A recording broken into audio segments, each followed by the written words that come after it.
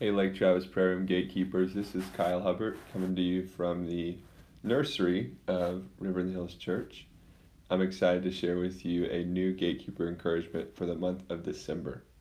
This Gatekeeper encouragement, I hope, will kind of be a paradigm reset, or at least a reminder of some truth from the Bible that God is always looking at us. He's looking at us 24/7, and that it's our reasonable and really rational response to set aside times to only look at Him and to only focus on Him in light of this fact that He's always looking on us.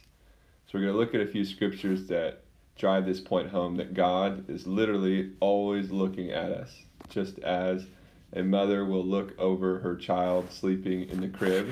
The mother only does that for maybe 20, 30 minutes before they go about their day. God is always looking at us in the crib of this world. And so here's a few verses for you just to drive that point home. Proverbs 15:3 says that the eyes of the Lord are in every place, keeping watch on the evil and the good.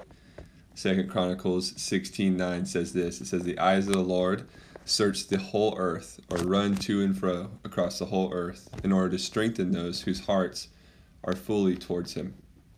Deuteronomy 11:12, speaking of the land of Israel, but as God's people, it can be our land too.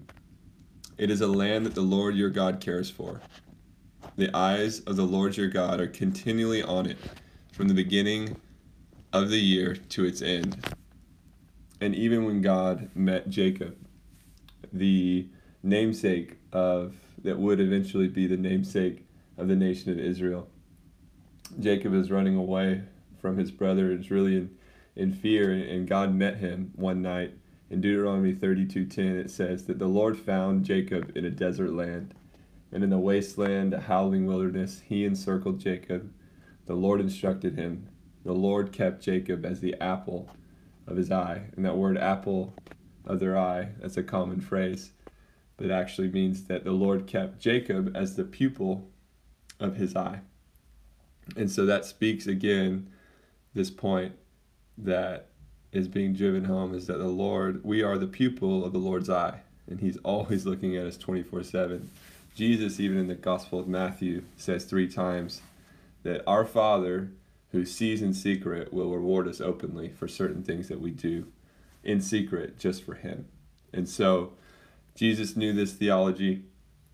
It's all throughout the Bible. If God's eyes are always on us, and here's the encouragement, if God's eyes are always on us, isn't it reasonable or rational that our eyes be only on Him for a certain amount of time each week? It seems reasonable to me to put every distraction away for this single purpose, to simply look at our God who looks at us 24/7, 365. So gatekeeping, you can think about it this way. It's a response to the mercy of God, the mercy that He's always looking at us in our good days and bad days, but He's looking on us with eyes of love. So it is a proper response. Gatekeeping is a proper response to the God who makes us the apple of His eye, or the pupil of His eye. So if we're always the pupil of His eye, we should make Him the pupil of our eye, or Him the apple of our eye, at least for an hour or 2 hours, which is where gatekeeping comes in. So, in conclusion, looking at Him only, or putting away every other distraction, is a reasonable service to our God who is always looking at us. And it's beneficial, guys. It's beneficial to every area of us.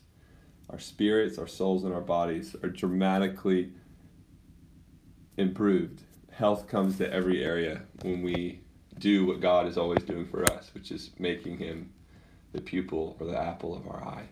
So have a great month of December. Stay warm, and I love you guys.